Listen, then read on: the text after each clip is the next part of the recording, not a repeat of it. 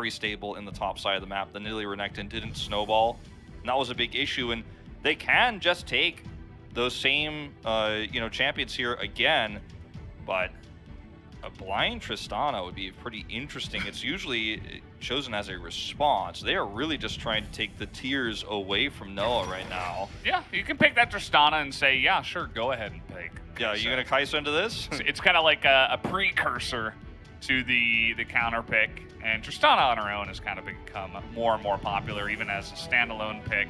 A lot of times alongside stuff like Rel, like Alistar, so maybe even they do pick up like an Alistar really early here. Kenny looked very surprised when actually it got switched from Nidalee into Tristana. And when you see the Renekton, you can see the line that they're trying to go down, the same one from game number 1. I think they want to pick up that Nidalee again. I think they will, and this is a safer way to do it, because if you want to get Tristana, you have to do it here. If KT pick it away from you, then you don't get that, whereas KT obviously cannot pick the Nidalee away. Let's see, mid Nidalee, it's not, 2014, so. Samira coming through here once again, actually, with the Alistar, it looks like. Which, again, has been a bot duo we've talked about so much in the LCK as being very unsuccessful. I think the losing streak was actually broken by Noah, if I'm not mistaken, but very hard duo to pull off, and there's the Nidalee we expected. But now is where things get a little bit more complicated for Damwon Kia in terms of where they want to take this draft, because last game we saw the Zoe come through, was not very successful at getting consistent damage done in those team fights, and I think that they should probably save that mid pick for last year and try to respond to what KT are gonna bring to the table. Mm-hmm. Yeah, and if I'm KT, I think I'd just ban away some top-tier supports, right? I mean, Showmaker's got a pretty deep pool. If there's something specifically you don't want to go up against, maybe you ban that one away for Showmaker, but you can kind of just chip away, maybe even take the Leona away. They banned the Rakan the last time around.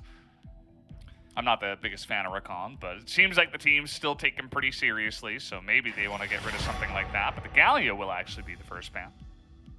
You know, I feel like this is going to sound crazy, but I'm completely serious. I feel like Zilean is actually not bad in KT's comp right now as a mid laner. They took away the Orianna, and if you give movement speed to a Samira zooming around and also can have her res in the team fight, it's pretty crazy. Works pretty well with the Hecarim too. You mean for KT's comp? Yeah, for KT's composition. I thought you were talking about Dom, I'm like... No, not for theirs. I'm not a huge fan of it for theirs, but for KT Rolster, I feel like it's not a bad pick. It depends on whether Dove is versed on it. It seems like a very complicated champion to lane with for a player like Dove, but something to keep in mind that we did see with the Hecarim previously.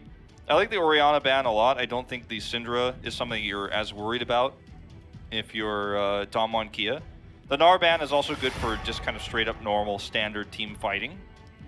And they actually ban away the Gragas. Why did they ban their own Gragas away? They don't want Gragas Tristana. I respect that.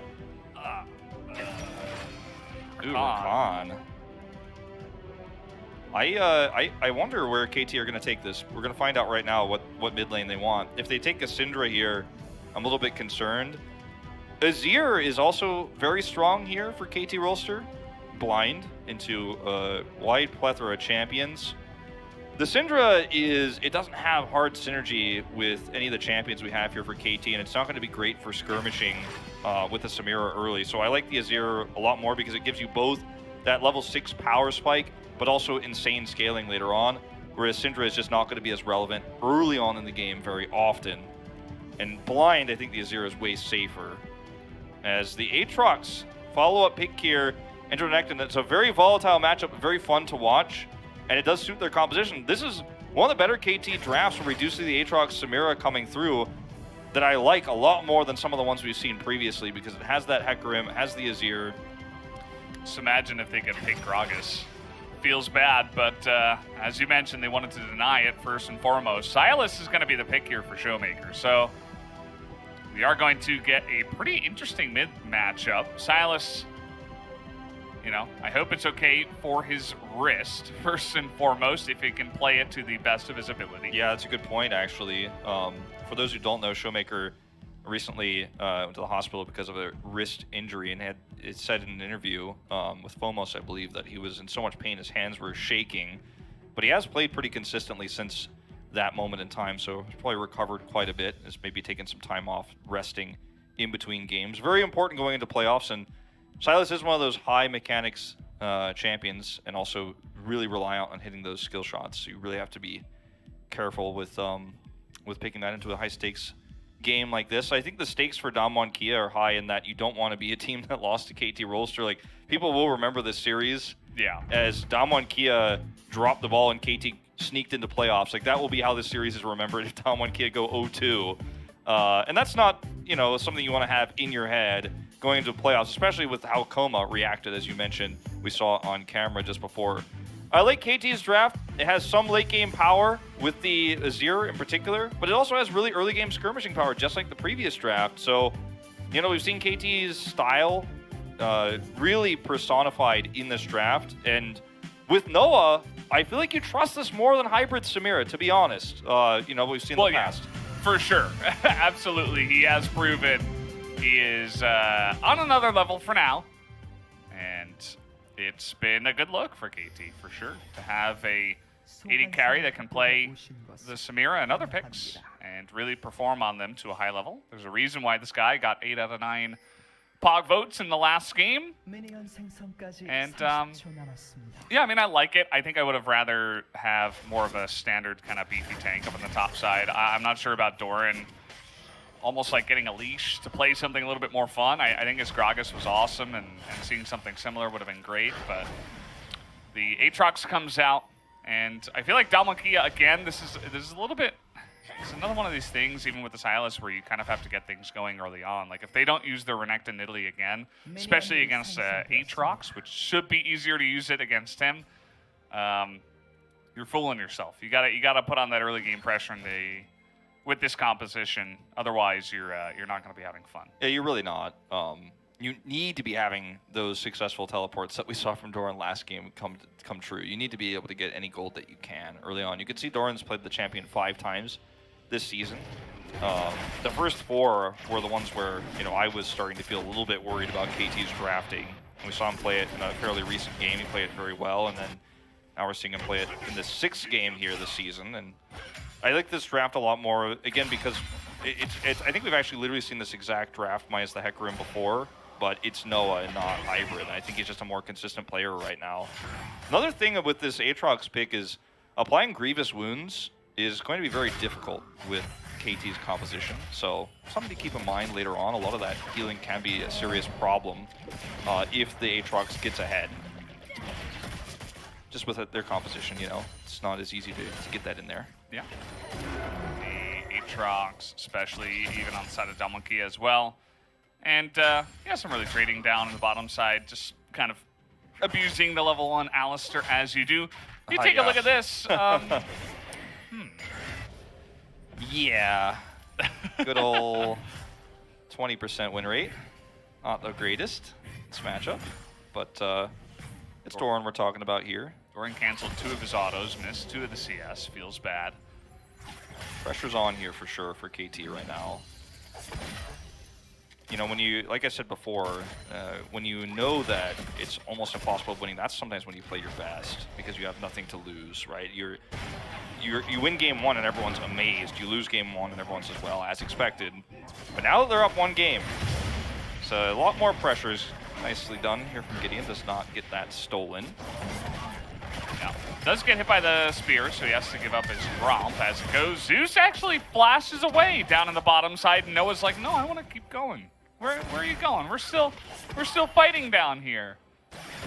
It's crazy, Valdez, how good Tristana is in this meta and how well she is being utilized in the LCK and also in other regions, but it feels like that kind of just snuck up on us a little bit, and it feels like she could be the new Kai'Sa just because she's so good. It feels like even blind, like you mentioned in the draft, in a lot of different matchups. Wow, they're really pressing the issue in the jungle right now. Even forcing the Goose. Double scuttle too. Out of Gideon, and yeah, just by the pressure from the bottom side, the pushing pressure that Tristana puts on, you have priority down there. Your jungle is winning, and Canyon just literally jumped across the mid lane and said, no, that's my scuttle, not yours, actually. Yeah, I mean, that's what happens when you have prio in 2 major lanes, top and bottom. and also mid now with Nidalee taking a bit of a pit stop through there. You just can't secure those. You lost your Gromp, you know, as Gideon in this early part of the game, and it does feel like, because this is not the first time we've seen Gideon play the Hecarim. He's 1-2 on the champion, and those games that we've seen him play this season, it just feels like it's not a champion that suits his playstyle very well. And that's concerning, you know, and I didn't like the Lee Sin pick that much last game. I thought it was kind of a little bit too out of the box, but he executed it well. And sometimes that's all that matters. And in this game, he is just getting bullied because of the lane states. Now let's see if he can bounce back from this, because a lot of players just simply don't know what to do when they're this far behind. Yeah. It's clear that both Canyon and Showmaker are really trying to put on an immense amount of pressure. They're playing with a lot of confidence, right? And I think they should be angry after kind of getting embarrassed in that last game by KT. Canyon's invading again. This time around, you know, he's not able to get the smite down, actually, as that one does go to the Hecarim, and now Canyon might be punished, as that's a lot of damage coming out onto him. He is going to have to flash away. Showmaker now getting in there, will pick up the kill onto Gideon and flashes away himself to safety. And now 3-on-2. Doran thinking about continuing the fight, but not going to go for it at this point in time. I don't think 3-6 you're able to take this fight if you're KT, because even if Dove comes through, like, it's Showmaker gets the kill onto Gideon, but if Gideon is looking like he's going to get away, I mean, Showmaker actually might even threaten, you know, outside of lane a kill onto Dove in this kind of extended circumstance with the extra poke damage Canyon has because he survives there. I think that was a little bit overzealous to think you could really force the issue there as KT, but they're desperate, right? And Gideon is getting farmed. His jungle is being stolen away by this farming Nidalee right now, and sometimes it feels like you have to make a play like this. Even when you're in an unfortunate matchup as Dove in the mid lane, you have to try to rotate over, but I mean, look, right now Doran is down 26 CS in this game. He's got waves crashing through, so he'll even that up a little bit, but it is a really rough start here for KT Rolster from the lanes alone. And it does not feel like we're going to have a similar game to what we saw in the last one, just because of how, you know, the Samira isn't able to snowball the lane versus a Tristana. And you watch this again, and look at where Silas is. He's already over here. He hides where he's positioned. Dove doesn't know, so he has to drop a ward. And then Canyon is able to flash away, and now Showmaker's here. Khan actually had lane prio, so Doran has to rotate over the wall, and you stay too long. Like, you're chasing too far. Like, why are you so greedy here? It's, you know, it's a bit puzzling. You get the wolves, you push them out of your jungle, you get the flash, and then you back away.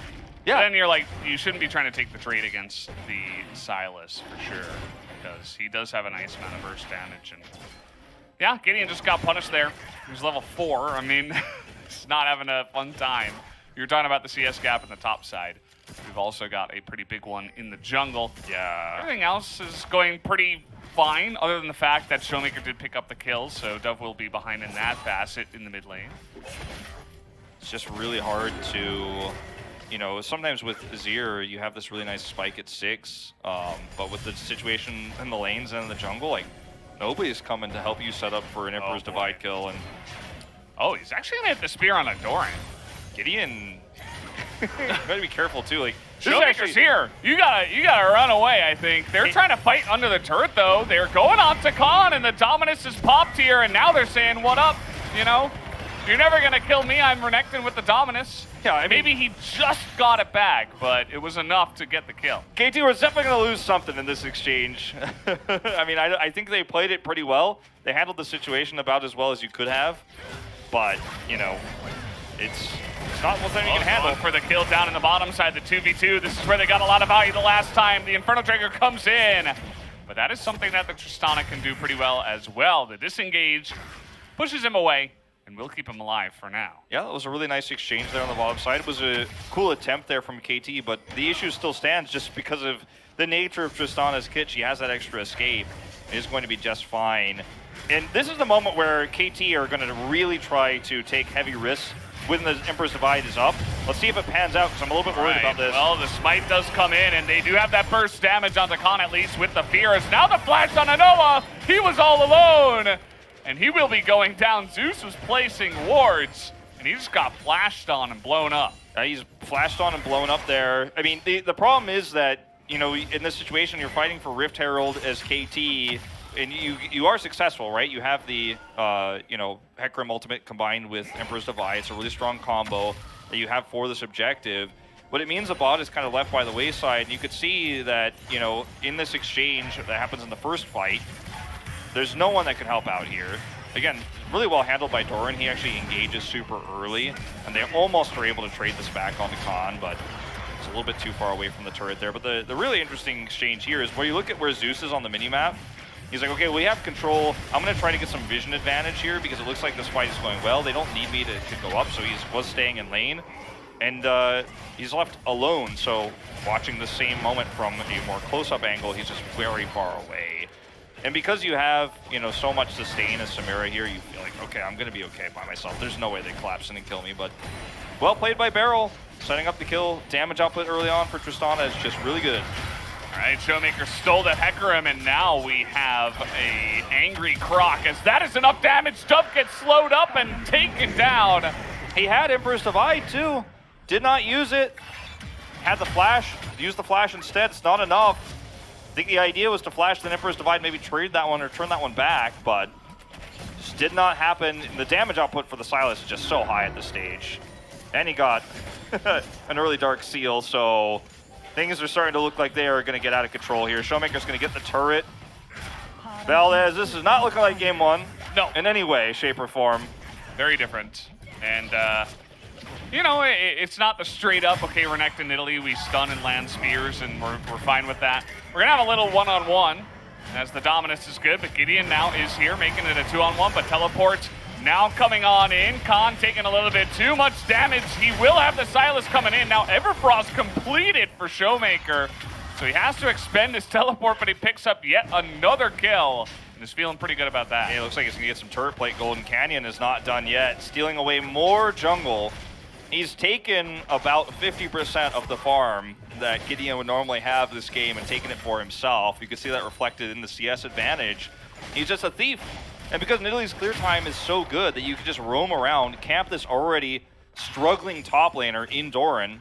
If you're Cannon here, you just camp him nonstop. You can threaten kills and also get Gromp on cooldown, on rotation, because Doran is permanently under his turret, which now has no plates, minus the final plate there, which, you know, Showmaker's just getting a little bit of extra gold.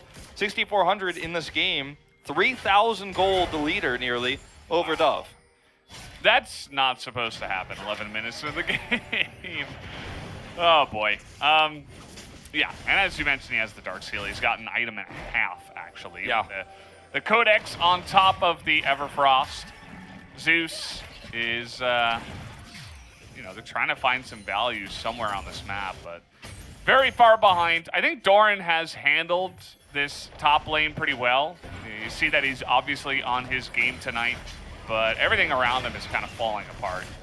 It really is. And Samira, in a game like this where she's not able to get ahead, she's 0-1 and she's just farming. In fact, she's 15 CS up. But when I look at a Tristana and where she's heading in this game and where the rest of the team is going, I'll take that, right? I'd rather have that of the two, a Tristana 10 down than a Samira that's up 10 but has no kills, no item power spikes, no objectives to fight over. This is actually really well played by Showmaker. Stole the Hecarim ult earlier on the Rift Herald fight, still has it here. And Dove actually in flash animation there, I think at the last second. So just a little bit late on that one, misunderstanding the damage output there. And then the Rift Herald just comes to party. And then we're going to watch this exchange one more time. This is actually fairly well handled here from Doran and KT. Gideon comes through. You can see Canyon is just a little bit late to the party here, unfortunately, leaving his Gromps. The Khan goes down. Showmaker's able to trade it back because he has Everfrost, and then gets a stun on Gideon. The spear misses, but it just doesn't matter. Yeah, you get the Gromp anyway, so you're feeling pretty good. Zeus is going to have his Unbreakable Will taken down, and you see that Doran, he's really trying to extend these trades, but you've got enemies in the jungle that are extremely fed. So Showmaker's Unbreakable Will now too. So. Yeah,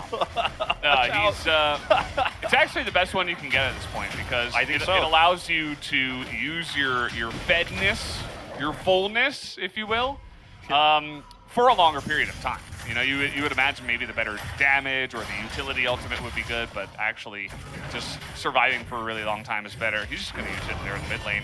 So he'll be able to get another one soon. And Yeah, this is just some really nice early game domination this time around from Damwon. It seems like Coma probably straightened him up there in the break. That's what I'm thinking. You know, I mean, I wasn't a huge fan of the Sylas pick, but I didn't hate it. But we didn't talk about how Sylas sometimes works, you know, in compositions like this. And I think it's only fair to say that if the game is, you know, if it goes poorly for Showmaker, if he's not able to get an early lead, then he can fall off quite significantly too in some of these team fights. Now, it's a great game in terms of ultimates you can steal. That much is for sure. But this is one of those games where you actually hit this power spike so early for Showmaker. You get the Everfrost so fast. Now you've got Magi's completed and 6 sacks. Oh boy. Like, you actually just run around the map and kill whoever you want, whenever you want. Like, he's so strong. Sylas is one of those champions that becomes insanely win more if you get this kind of a lead. And then you just kind of rule the Rift by yourself. Doesn't matter what anyone else is doing in the game. And the problem for KT is that all the lanes are going well for Damwon Kia on top of it. Hey, bot lane, again, yeah, 10 CS down for Ghost, but he has a kill. And he's going to get this turret. He's fine. Just pushing that advantage here really, really nicely. And yeah, I mean, there's not really much that KT have going for them. Even Damwon was able to pick up that first Drake, so they got the first Drake. They're going to get the second one here. The first Rift Herald, they've got a Fed Showmaker. All their lanes are winning at this point. And this is kind of what we expected coming into this series as well. And I think a lot of people will put the blame on KT in this game for Dove, because he did have such a really early deficit, and you know, Showmaker couldn't control the lane. But that's just a rough matchup when you get behind. And I think the bigger issue for KT is Gideon did not know how to play around being behind against a Nidalee that's going to steal his farm. He wasn't able to find anything else on the map. He just kind of tried to beat Nidalee at her own game and then lost it repeatedly, and is now finding himself 70 CS down, 70 farm down in the jungle. Yeah. Like, that number is insane, and this is something that Gideon could have tried to put his resources elsewhere on, but he decided to just try to like compete with Canyon in his own jungle and then lost that fight, and he kind of just compounded Canyon's lead by doing that instead of trying to find pressure elsewhere. And that's I think where this draft for KT Rolster has started to fall apart, because if the jungle doesn't have pressure and you're playing Hecarim, then Samira can't do anything. You can't group for team fights anymore around these objectives, which is what your comp is designed to do with Samira Aatrox. And everything just doesn't work the way it's supposed to when Nidalee has just taken all of your money. Yeah, I mean, you see the total CS per minute. You take a look at Canyon up there in third as a jungler. Maybe he's been talking to Chovy recently, trying to learn the secrets of the CS trade. But yeah, I think he's just like angry. He's playing in incredibly oppressive kind of style. And, you know, he tried to do a little bit of that in game number 1, but this time it feels, you know, it's like for real this time. Yeah. And in game number 1, Gideon was in the same situation where, you know, it's a farming jungler versus kind of a ganking jungler, but Gideon was able to get value. He was able to say, okay, well, yeah, you're going to steal some of my farm, but I've actually got the tempo advantage, so you're taking my farm because I got a kill on the other side of the map and I outpaced those rotations. In this game, I mean, once again, he is trying to secure his own buff, and, you know, Canyon's on his way over to deny. He's not going to be here in time, but, like, this is kind of the story of Gideon, and I think the Korean casters are kind of harping on it as well, because we did see that shot of the difference between the two. And the composition just kind of struggles to play from behind, like we were talking about, because you're going to fall off big time as Aatrox later on when you're not ahead and you're not taking those advantages. They're down 2 Drakes, and KT's draft is like a, you know, inflatable tube that's run out of air. You know, it's just like flopping on the ground. You can't ride it down the river, okay? It's not gonna float. Yeah. It's getting a little bit warmer. I don't know. I'm thinking about summer things. Going outside, enjoying the sunlight. We don't get to do that too often nowadays. No, it's a rainy day too, so I'm really just trying to push it. I understand. Look at Beryl just over here all by himself. Doesn't matter. Yeah. He's got the support of his team, even though he's only level 7 somehow. Not taking much XP on this map right now, giving it over to his other laners. And it's so early on in the game that actually the second Rift Herald is still in the inventory of Canyon. Yeah. It's like, yeah, I wonder where I'll use this. I don't know. No rush. we're so far ahead. It's fine. I mean, they actually could go for mid inhibitor turret with this. And maybe they will. I mean, with, Cannon is heading over that way. I think you can get a double charge here if you all group up. It's kind of crazy where we're at. Yep. See, Showmaker's not here, by the way. If he's here, KT can't even stand where they're standing right now. Very true. And he's getting value elsewhere. It's kind of like Damwon are just playing with their food, right? They could just, yep, they're going to drop it down now. They're going to get the push going. And you see that even Zeus is like, well, we can't even approach this turret. He's going to deny the charge so it hits the inhibitor turret like I was talking about with full health. So well played from Damwon. Yeah. Gonna have this damage coming in. Doran, you see he's looking for the angle. The charge comes in. They're not going to take down the inhibitor turret yet, but that second charge, as you mentioned, gets the damage down. Look at all the wards. Look at the vision control. Gideon is like, I just want to farm my own jungle. I'm trying so hard. Canyon, it's not fair. Everfrost is such an insane item that needs to be built more. Or maybe nerfed. What? We'll build it more first. I think Riot, they kind of look at usage stats as well, where they're like, well, this isn't getting used as much as other stuff. So let's change and nerf / buff Ludens and Leandries. And Everfrost kind of just chills. The cooldown is super low, and even if you don't hit the middle marker, you still get a really large slow. The slow is massive, yeah. Yeah, it's pretty crazy. If you notice it, watch it in this game, it's really nice. Well, great. It's great because if Showmaker is able to connect the chains and stun you and come to you, then like you kind of guarantee the mid hit. But if you're not confident because your opponent has mobility that you're going to try to get that stun onto, then you could use the Everfrost to set up the stun. Yeah, it actually works out really well for Silas in particular. And it works best on champions that are obviously going to be somewhat near melee range, but also have a stun to link up with the Everfrost, right? So it's kind of the idea. That's why Silas likes it, Zoe likes it. But so does, more recently, Gragas is also kind of been picking up sometimes because of that reason as well. Makes sense. Yeah, it's a really cool item, and I think that's actually my favorite thing about this season is that we had a lot of items that at the beginning seemed like, okay, well, these items are silly. Like, are these ever going to work? And it feels like almost every item except Serpent's Fang has had its place in the pro meta. Like, it feels like every item that was a little bit neglected early on has finally gotten its spot. And that's cool. Everfrost has had its turn now. Serpent's Fang, I don't know if it'll ever happen. We're still hoping, but... I mean, we've had, like, Scion with Gargoyle Stoneplate versus Cho'Gath with Gargoyle Stoneplate, who also had Orianna and, like, Rel on his team, and it didn't matter. Like, nobody's building that item for some reason. Obviously, it's a little bit awkward. It's got lethality, which, again, is not going to be great into all that armor. Barrel! But, enough about items. Barrel's going to have to hop away. I mean, when Rakan is clearing wards by himself with no one even nearby, that's like the story of where a game is. Yeah. I mean, Barrel's like, oh, there's one ward over there. Okay, I'll just clear that one because they don't have any more vision over the map, so they can't approach me because it's just too dangerous. Like, it looks kind of silly that he walks away, but oh no. Okay. Buying some time, I guess. That's when you know they're scared. I mean, it's trading ultimates for basic abilities. That's when you know it's like, well, not going to be feeling too good about this one. Khan is coming in looking to steal this one away, and that he will. As now they're actually going to find Doran, but he is in his World Ender at least. Gideon now caught out on the right side over here. And at least nobody on the side of KT died, but it's kind of this thing that KT does where they play extremely safe when they get this far behind, and they kind of just slowly lose. It's kind of that old Jin Air effect that I talk about from time to time. I mean, you hate to see it, but at the same time, like, in games like this, sometimes the easiest way to accept your defeat is to hope for mistakes and instead of being proactive.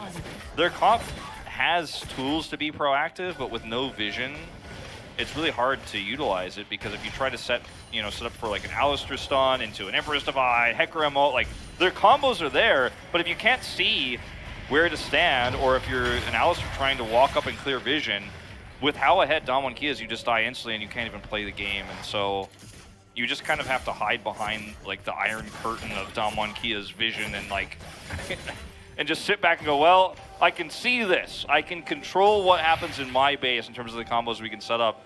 But the problem is that you give up objectives with this. You know, they've already gotten 3 Drakes. Now they're going to get the Baron if KT Rolster don't rotate over. And if they do rotate over, like look at how slowly they have to come over here as they clear all the wards through their own jungle. And like Damwon Kia know that they have to check Baron right now, so they can freely clear their jungle first and then rotate in. And we can see KT can't even get on top of the Baron. Oh.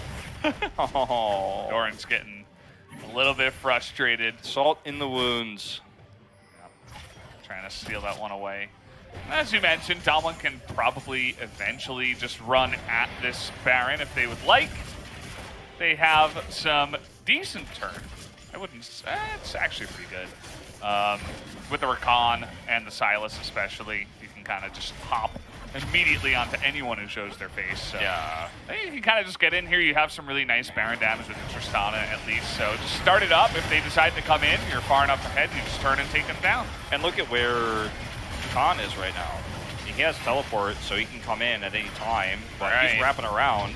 They're going to try to go for it. And yep, there's the wraparound, as you mentioned. They're going to spot them coming in, though, so actually able to get in front. And that's a really nice wall and wombo combo. Where is the damage? Ghost is trying to get it done, but the first one to go down is actually Feral. And the front to back here from KT is nice, but now Showmaker stole the Hecarim ult, and I think he's going to put an end to the hopes and dreams of KT Rolster at this point in time. They were fighting it so well, but sometimes it doesn't matter when you're fighting against a really heavy wallet that Damwon Kia just slapped them with. Barrel also, I mean, even though he died in the side there, his charm set this up so well for Showmaker to rotate over and take this one out. We are headed to a game 3.